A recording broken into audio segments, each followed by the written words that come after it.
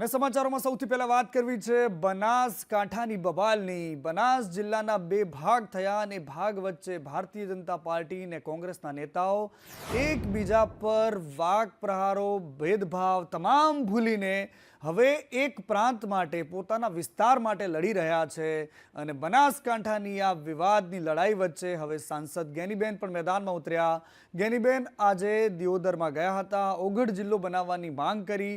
જ્ઞાનીબેન ઠાકોરે વિભાજનના પ્લાન સામે વિરોધ નોંધાવ્યો। એમણે કહ્યું કે કોઈના પણ મંતવ્ય ન લેવાયા।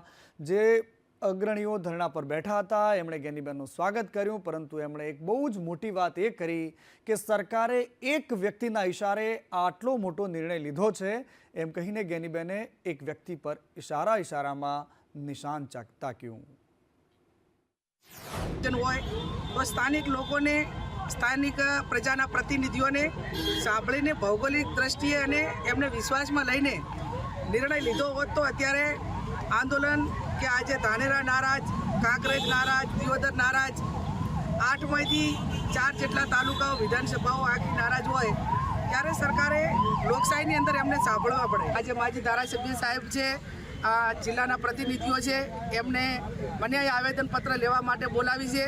આ જે આવેદનપત્રની અંદર એમની જે માગણી છે એ માગણી હું મારા લેટર પેડમાં લખી અને સરકાર સુધી પહોંચાડી અને એમની જે વાત છે, એમની જે રજૂઆત છે એ સાંભળી અને પુનર્વિચારણા કરીને એમને કઈ રીતે સંતોષ મળે એવા પ્રયત્નો સરકાર કરે એ બાબતનો લેટર હું લખી અને સરકાર સુધી આ બાબતની જાણ કરી। જે રીતે બોટાદના નાથી જિલ્લાઓ બનાવ્યા છે, એકને બદલે સરકારે 2 જિલ્લા બનાવવાની જરૂર હતી તો થરાદે થોત, પણ એવું નથી કર્યું।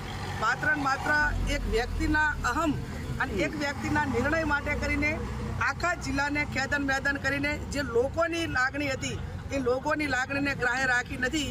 એટલે આ બાબતમાં કદાચ થરાદે ભલે જિલ્લો બન્યો હોય પણ ઓગઢને અલગ જિલ્લો બનાવીને કાંકરેજ, ધાનેરા, દિયોદરને આને પણ ન્યાય મળે એ જે રજૂઆત છે એ રજૂઆત એ હું સરકાર સુધી પહોંચાડીશ।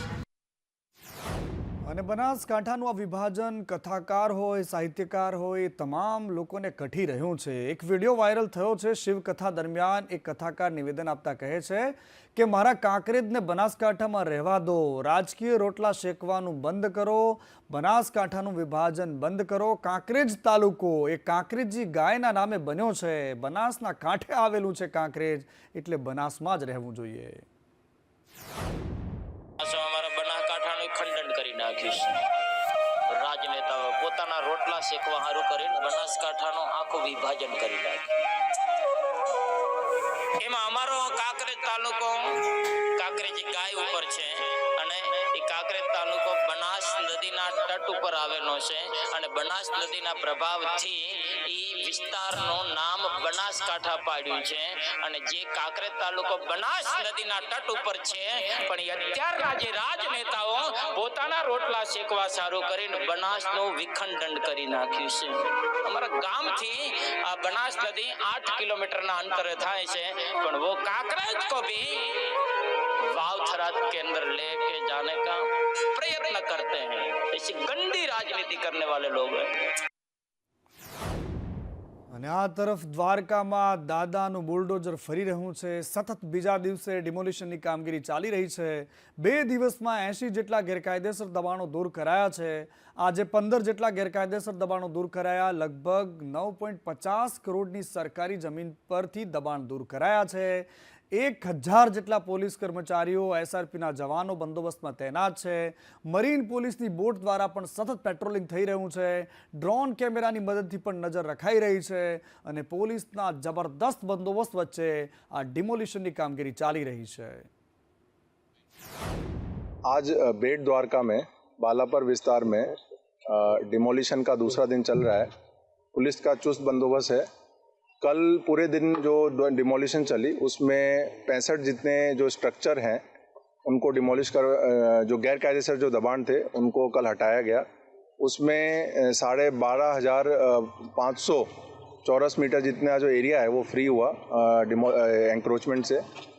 आज भी जो है हमारी अलग अलग जो टीमें हैं विस्तार में है और पेट्रोलिंग चल रही है, और जो डिमोलिशन जो टीम है उनके साथ भी हमारा बंदोबस्त चल रहा है। और आज भी जो है डिमोलिशन का दूसरा दिन चल रहा है। अभी सुबह से कार्रवाई शुरू हुई है। मेरा एक अनुमान है कि अभी तक 8-9 स्ट्रक्चर जो हैं डिमोलिश कर दिए गए होंगे। आज दूसरा दिन है और आज सुबह से टोटल कल से और आज के पकड़ के टोटल डिमोलिशन जो है 96 इलीगल स्ट्रक्चर जो है वो यहाँ पे हमने डिस्ट्रॉय किए हैं और तकरीबन गवर्नमेंट की 16,300 स्क्वायर मीटर ज़मीन जो है वो खाली करवाई है और इस ज़मीन की मार्केट वैल्यू जो है वो तकरीबन 8 करोड़ 50 लाख रुपए है। અને આ તરફ જામજોધપુરના આમ આદમી પાર્ટીના ધારાસભ્ય હેમંત ખવાની દાદાગીરી સામે આવી। જૂનાગઢમાં ધારાસભ્ય અને હેડ કોન્સ્ટેબલ વચ્ચે ઘર્ષણ થાય છે। એમએલએની ગાડીનો ઈ મેમો નીકળે છે અને ધારાસભ્યને ગુસ્સો આવી જાય છે।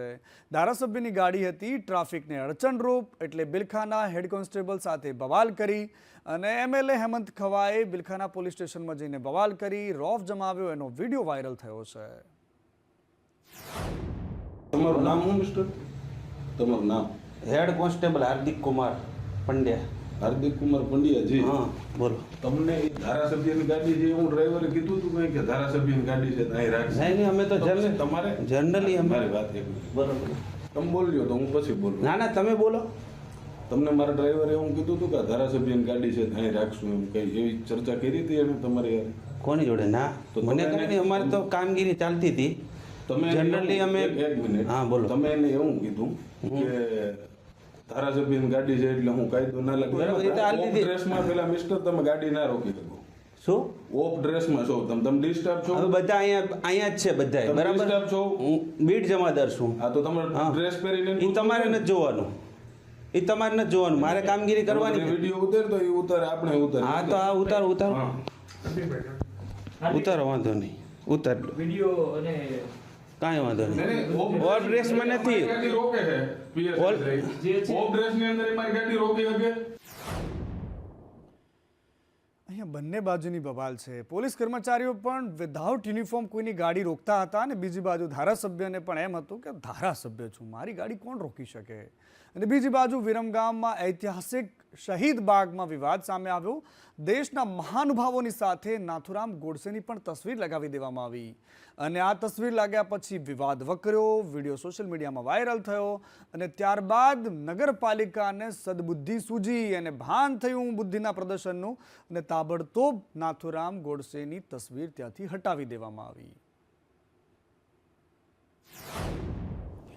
અને આ તરફ મહારાજા સયાજીરાવ યુનિવર્સિટીના એક પ્રોફેસર છે જેનું નામ છે મોહમ્મદ અઝહર, જેની ધરપકડ થઈ છે। વડોદરામાં સતામણીની ફરિયાદ થઈ છે। એક વિદ્યાર્થીનીને ક્લાસરૂમમાં ઇશારો કરતો હતો, ક્લાસરૂમમાં ન ગઈ તો એના ઘર સુધી પીછો કરે, એની સાથે પ્રેમાલાપ બનાવ્યો, એની સાથે વોટ્સએપ ચેટિંગ સેટિંગ બધું જ ચાલતું હતું અને વિદ્યાર્થીનીને બદનામ કરવાની ધમકી આપતો હતો। વિદ્યાર્થીનીને મુસ્લિમ ધર્મ સ્વીકારવા માટે બ્રેઇન વોશ કર્યાનો પણ આરોપ છે। યુવતીને પ્રેમ જાળમાં ફસાવીને લગ્ન કરવા સુધીની ભોળવી હતી। ધરપકડ બાદ પ્રોફેસર કહી રહ્યો છે કે હું નિર્દોષ છું, મને ફસાવવામાં આવ્યો છે। આપણા હાલના ફરિયાદીને આ આરોપી પોતાની બહેનપણી કેમ મારી પાસે વાત કરતી નથી એના એ મતલબે ધમકી આપતો હતો। એ મતલબે આ ફરિયાદીના ઘર સુધી પીછો પણ કરેલ છે અને પોતાના પર્સનલ રૂમમાં પણ આ વિદ્યાર્થીને બોલાવવાનો પ્રયત્ન કરેલ છે। આ મતલબે સયાજીગંજ પોલીસ સ્ટેશને BNSS कलम 78, 352, 351 मुजब गुनो रजिस्टर करेलो है। और मेरा काम है पढ़ना पढ़ाना और बच्चे के भविष्य को बनाना और मैं भारत का एक बहुत जिम्मेदार नागरिक हूँ और जो भी आरोप मेरे ऊपर लगाए जा रहे हैं वो बिल्कुल झूठे हैं और वक्त आने पर वो सारे के सारे आरोप बिल्कुल खारिज होंगे और मैं अपने को बेकसूर साबित करके रहूँगा। અને આ તરફ બનાસકાંઠામાં ઇનામી ડ્રો મુદ્દે વધુ એક ફરિયાદ થઈ છે। ડીસાના જૂના નેસડામાં 3 લોકો સામે ફરિયાદ નોંધાઈ છે। ડ્રો યોજાય તે પહેલા જ પોલીસે ગુનો નોંધ્યો છે। ઇનામી ડ્રો રાખીને મોટા પાયે તાઇફા કરવાનો કાર્યક્રમ કરતા હતા એવા આયોજકો ફતુસિંહ રાઠોડ સામે ફરિયાદ થઈ છે।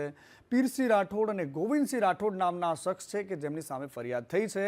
અત્યાર સુધીમાં ઇનામી ડ્રોના મુદ્દે 5 ફરિયાદો થઈ ચૂકી છે, જેમાં ધાનેરા, ડીસા અને થરાદ વિસ્તારમાં આ ફરિયાદો થઈ છે।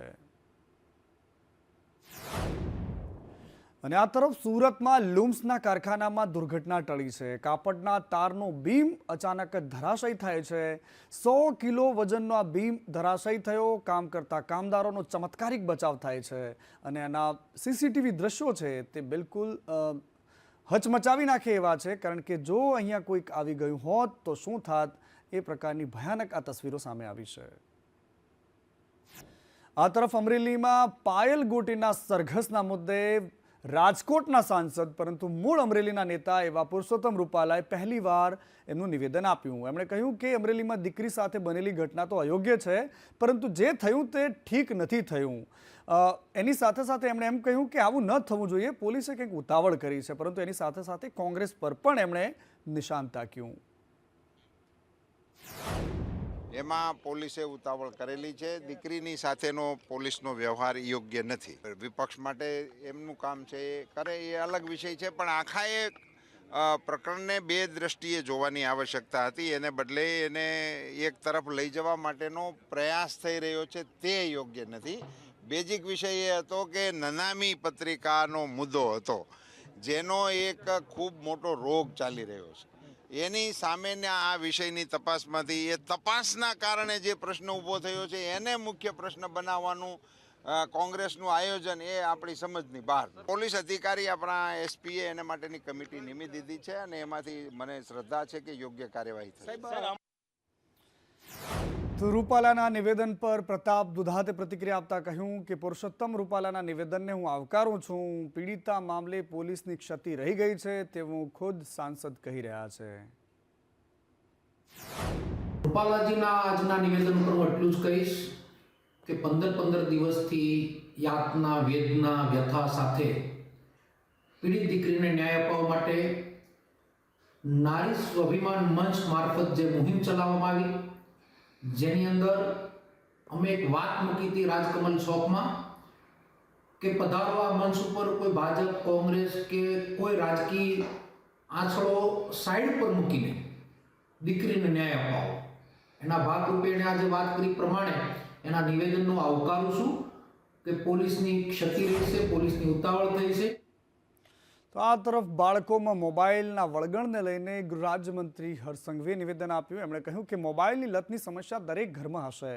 પૌત્ર પૌત્રીને કહેતા હશો કે આખો દિવસ મોબાઈલમાં શું છે. આપણા પૌત્ર પૌત્રીને મોબાઈલમાં જ રાખવાના છે કે પછી એમને રમત ગમતના મેદાન સુધી પણ આપણે લઈ જવાના છે. આ તમે અનુભવતા હશો. તમારે હંમેશા એ પૌત્ર પૌત્રીને મને 100% વિશ્વાસ છે કે તમે કહેતા હશો કે આખો દિવસ આ મોબાઈલોમાં શું જો કરે છે. કહો છો કે નથી કહેતા? અરે અવાજ જ તમારો તો નથી આવતો. કહો છો કે નથી કહેતા? તો આપણે આપણા પૌત્ર પૌત્રીને મોબાઈલોમાં જ રાખવા છે. એ પૌત્ર પૌત્રીને હાથ પકડીને તમારી બિલ્ડિંગના નીચે રમતના મેદાનમાં જો અડધો કલાક લઈ જશો ને તો એની મોબાઈલમાંથી આદત જરૂરથી ધીરે ધીરે છૂટી જશે. અને હર્ષ સંઘવીએ માત્ર દાદા દાદીઓને જ નહીં પરંતુ અહીંયા મહિલાઓને પણ એક સલાહ આપી છે. એમણે કહ્યું કે પુરુષોને માવો છોડાવવો હોય તો તમારે હાથમાં ધોકો લેવો પડશે અને પછી એ જો તમે અચાનક જ એ પિચકારી મારતા બંધ થઈ જશે. સોસાયટી નીચે આ ભાઈઓ બેઠા બેઠા મોડી રાત સુધી દો પિચકારીના કંઈક ને કંઈક થૂકવો હોય તો એને શું કરવાનું? બધાએ ભેગા થઈને એક ધોકો લઈને નીકળશો તો આમાંના એક બી વ્યક્તિ સોસાયટીની નીચે માવો થૂકવાની હિંમત કરશે? બંધ તો કરાવી લેશે. એ તો ધોકા પડે એટલે ભલા બંધ કરી લે. આમાં કોઈના મોઢામાં હમણાં માવો હોય તો છુપાઈ જજો ભાઈ. અને આ તરફ અરવલ્લીના મેઘરજમાં ખેડૂતોએ હોબાળો મચાવ્યો. ટેકાના ભાવે સોયાબીન રિજેક્ટ થતા હોબાળો કર્યો. મશીનથી કાઢેલા સોયાબીન રિજેક્ટ કેવી રીતે થાય તેવી વાત ખેડૂતોની હતી. 8 થી 10 ખેડૂતોના સોયાબીન રિજેક્ટ થયા અને તેમને ગુસ્સો આવ્યો, રોષ વ્યક્ત કર્યો. વહેલી સવારથી લાઈનોમાં ઊભા હતા ખેડૂતો અને એમના સોયાબીન જ્યારે વેચાવાનો વારો આવ્યો તો કહી દેવામાં આવ્યું કે રિજેક્ટ છે. મેઘરજ માર્કેટયાર્ડની અંદર જિલ્લા સંઘ દ્વારા જે ખરીદી થાય છે તેમાં અમે ટ્રેક્ટર લઈને આવ્યા હતા સોયાબીનના. અમને આ ગત રોજ કાલે 11 તારીખની સાંજે અમને મેસેજ મળ્યા હતા કે ભાઈ તમે આ 12 વાગ્યા સુધીમાં ત્યાં આગળ માલ લઈને પહોંચી જાઓ. અમે ત્યાં આગળ પહોંચી પણ ગયા છીએ. 8-10 ટ્રેક્ટર છે, પણ બધા ટ્રેક્ટર પર જે ઉપલે અધિકારી સાહેબ આવ્યા હતા એમને બધા ટ્રેક્ટર પર રિજેક્ટ લખી અને જતા રહ્યા છે, જે અમારું રજિસ્ટ્રેશન હતું એના ઉપર. અને અમારો માલ કોઈ પણ ખરીદી કરવા માટે તૈયાર નથી. જે પણ અહીંયા આગળ અધિકારીઓ મૂકેલા છે એમના સાહેબો, જે કર્મચારીઓ, એ પણ ના કહે છે કે તમારું માલ અમે ખરીદી શકશું નહીં, કે તોલાટ કરી શકશું નહીં. ભાડા સાધન કરીને લઈને આવે એવા લગભગ 10-12 ખેડૂતો લઈને આવેલા છે અને એનો માલ અહીંના અધિકારીએ રિજેક્ટ કર્યો છે અને બધાનો માલ રિજેક્ટ કરી અને ખોવાઈ ગયા છે. માલ કોઈ રાખતું નથી અને અમારો માલ સાહેબ ઉપણેલો અને સારામાં સારો, અને મને 84 વર્ષની ઉંમર થઈ છે અને આ મારા ઘેર છોડવા નથી, એટલે મારે લઈને આવવું પડશે. અને મને અવરગર સાહેબ એટલે વિનંતીથી મારી એ છે વિનંતી કે મહેરબાની કરીને અમારા ખેડૂતો સમજો તો સારી વસ્તુ છે. આટલું જ મારું કહેવાનું છે મારા સાહેબ. વાત કરવી છે ઉત્તરાયણમાં ઉડશે જળ સંચય જાગૃતિના પણ પતંગ, કારણ કે સુરત શહેરમાં ભાજપ દ્વારા આવા પતંગો તૈયાર કરાયા છે. પતંગ પર પ્રધાનમંત્રી મોદી અને CR પાટીલના ફોટો હશે. પતંગ પર જળ સંચય અને જનભાગીદારીના સ્લોગન હશે. જળ એ જ જીવન, જલ હે તો કલ હે ના સ્લોગન સાથે, કેચ ધ રેઇનના સ્લોગન સાથેના પતંગ તૈયાર કરાયા છે. કેન્દ્રીય જળશક્તિ મંત્રી CR પાટીલે નિવેદન આપતા કહ્યું કે જળ સંચય અને જળ ભાગીદારીમાં વધુ લોકો જોડાશે. ઉત્તરાયણ તહેવારનો જાગૃતિ માટેનો ઉપયોગ કરાશે. પ્રધાનમંત્રીએ કેચ ધ રેઇન પ્રોજેક્ટ શરૂ કર્યો હતો અને એને આપણે આગળ ધપાવવાનો છે. સંચય જન ભાગીદારીથી જન આંદોલનમાં પરિવર્તિત કરવા માટેનું આહ્વાન કર્યું હતું અને એનો ખૂબ સારો રિસ્પોન્સ પણ મળ્યો, પરંતુ હજુ લોકો સુધી પહોંચે કે પાણીની બચત કરે, પાણીનો સંચય કરે, એનો ઉપયોગ કરે.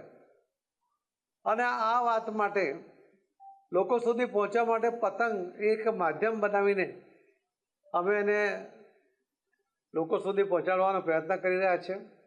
અને પ્રધાનમંત્રી શ્રી નરેન્દ્ર મોદી સાહેબનો આ વિચાર એ ઘર ઘર સુધી પહોંચે એના માટે અમે લગભગ સુરતમાં 2 લાખ જેટલા પતંગો અહીં બનાવ્યા છે અને એનું વિતરણ કરવાના છે. તો આ તરફ ઉત્તરાયણ આડે હવે ગણતરીના કલાકો બાકી રહ્યા છે. એવામાં માર્કેટમાં જબરદસ્ત ભીડ છે. અમદાવાદમાં પતંગ દોરી ખરીદવા માટે પતંગ રસિકોની રીતસરની પડાપડી છે. રાયપુર હોય, દિલ્હી દરવાજા હોય કે પછી એ તમામ વિસ્તારો કે જ્યાં પતંગ રસિયાઓને મોજ પડે છે, ત્યાંથી એ પતંગ લેવા માટે ઉમટી પડ્યા છે. મોટી સંખ્યામાં લોકો પતંગ ખરીદવા માટે આજે ઉમટી પડ્યા છે. આજે રવિવાર છે ને આવતીકાલ એક દિવસ વચ્ચે રહે છે. એવામાં પતંગ રસિકોનો ઉત્સાહ જબરદસ્ત છે. દાદા, આ વખતની કેવી ઉત્તરાયણ લાગે છે? આ વખતની ઉત્તરાયણ બહુ સરસ લાગે છે અને માહોલ તો તમે જોઈ જ રહ્યા છો. એકદમ બધા પતંગ માટે આવી જ ગયા છે. બસ હવે વેઇટ કરી રહ્યા છે અમે લોકો 14મી તારીખ 15મી તારીખની.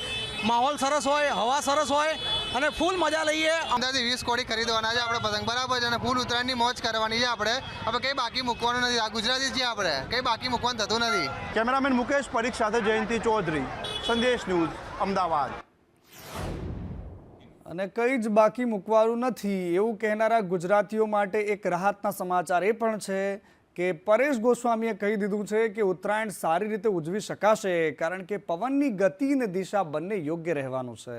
ઉત્તરાયણના દિવસે આકાશ એકદમ સ્વચ્છ હશે અને 25 થી 30 ડિગ્રી સુધીનું તાપમાન હશે. હળવો હળવો તડકો હશે, એટલે પતંગ રસિકો આખો દિવસ પતંગ ચગાવી શકશે, પરંતુ સૌરાષ્ટ્રમાં થોડો પવન વધારે રહેવાનો છે. તો મકર સંક્રાંતિના દિવસે ઘણા વર્ષ પછી સૌ પ્રથમ વખત એવું બનવા જઈ રહ્યું છે કે પવનની સ્પીડ અને પવનની દિશા છે એ ગુજરાત માટે ખૂબ અનુકૂળ રહેશે. સામાન્ય રીતે જોવા જઈએ તો ગુજરાતભરની અંદર વાતાવરણ છે એ ચોખ્ખું રહેશે. આકાશની અંદર કોઈ મોટા વાદળછાયું વાતાવરણ થાય કે મોટો હવામાનમાં પલટો આવે તેવી સંભાવનાઓ નથી. 14 જાન્યુઆરીના રોજ મોટાભાગના વિસ્તારની અંદર આકાશ ખુલ્લું હશે, જેમાં ઉત્તર ગુજરાત હોય, મધ્ય ગુજરાત હોય, કચ્છ હોય, સૌરાષ્ટ્ર હોય કે દક્ષિણ ગુજરાત હોય, તમામ ભાગોની અંદર આકાશ છે એ ચોખ્ખું રહેશે. તાપમાન છે એ નોર્મલ નજીક આસપાસ જોવા મળે તેવી શક્યતાઓ છે. જે મહત્તમ તાપમાન હોય એટલે કે જે દિવસનું તાપમાન છે એ 25 થી લઈ અને 30 ડિગ્રી સુધીનું આસપાસનું તાપમાન જોવા મળે. તો ખબર ગુજરાતનું બસ આટલું.